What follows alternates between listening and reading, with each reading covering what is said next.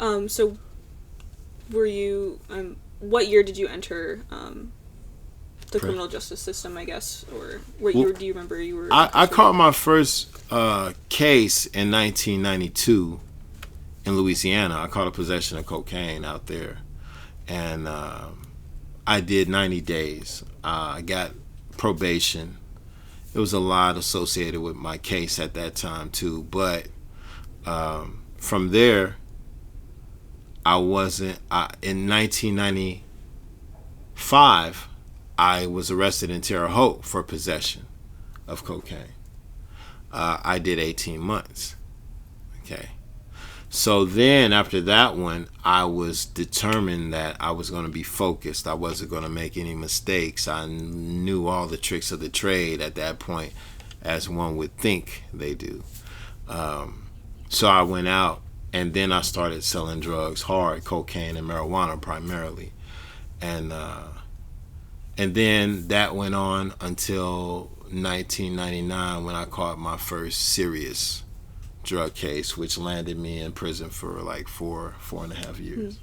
Yeah. Would you care to talk about maybe like the first few years of your incarceration, like how that affected you? The first few years of my incarceration, that was a funny time because, especially as a young man, you're trying to understand who you are first in the world, okay? And then you're trying to understand while you're incarcerated where you are and the type of things that you see from seeing things as we know it in life.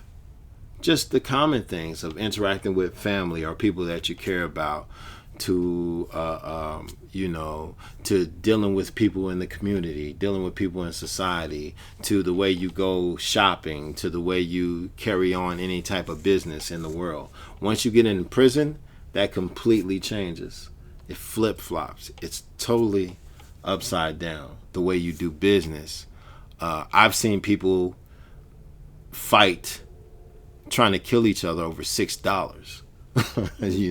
I never seen that back then at that time in the world.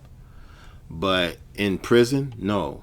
Yeah, I'm gonna make you bleed over this 2 packs of ramen noodles and a box of chili, a bag of chili. So seeing the different structure, it really made an impact because you realize you're not in Kansas anymore, and you realize this is a serious place, and you realize I have to adjust to my environment if I have any hope of making it out here relatively in the same condition as I came in. Mm-hmm. Yeah.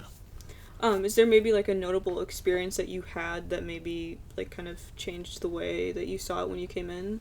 Like, is there an experience that stands out to I you? remember one experience that really stands out to me around that time, and when I was first going into prison, because I was at this one. See, prisons are still very full to this day, but they were full back then. So they would send you to, if you got sentenced by the judge to the amount of time you got to do. Sometimes they wouldn't send you directly to prison. Sometimes they would send you to holding facilities, and they would just keep you in there on a block of ice for only God knows how long, So they sent me to a holding facility before I even saw what prison actually looked like. But I was still dealing with incarceration. So they sent me to this holding facility. I had been at this holding facility for a year.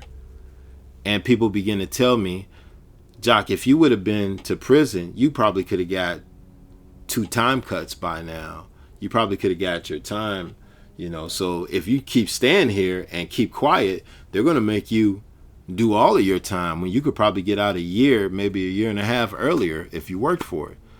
So then that kind of put a fire underneath me so I went on a hunger strike, and I talked to the jail commander, and I had been 3 days on a hunger strike. Really I was going through with it, much as I love food, but I was going through with it. And then on the third day, the commander of that facility, he called me in his office, and he said, listen, we want you to eat. I'm going to make you a deal.